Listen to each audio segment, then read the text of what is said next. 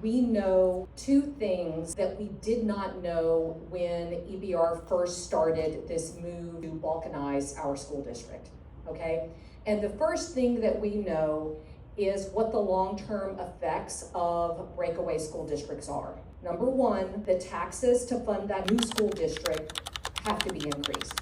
We can see that when we look at Zachary, we can see that when we look at Central. So St. George residents are going to pay more in taxes. The second thing that we know is that spending in East Baton Rouge Parish classrooms will decrease. And that's primarily because of two reasons. One, we are allowing a more affluent portion of our school district with higher property values to break away.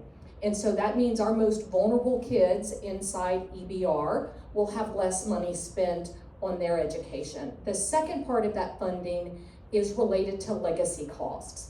And so while we did force St. George to take on some of their legacy retiree costs in this piece of legislation, they did not take it all. And so what I mean by legacy costs are, these are the dollars that we as a school district committed to paying to our retirees when we were whole, right? When St. George was here with us, they made a commitment as well to teachers, to occupational therapists, to central office staff.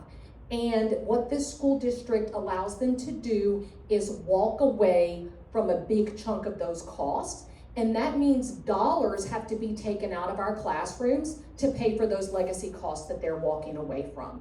And then the third thing we know is that this reduces options and choices for students both in St. George and in EBR, right? Smaller school districts serve the typical child really well, but they have a lot of trouble helping kids that are gifted and talented or need more advanced curriculum. And then our kids with special needs aren't served as well either.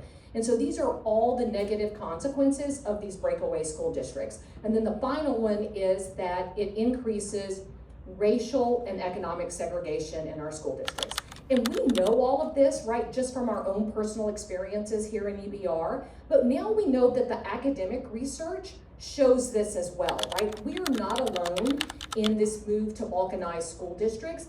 And nationally, right, all of the things that I've just talked about occur in these other places as well, right? This is a common phenomenon.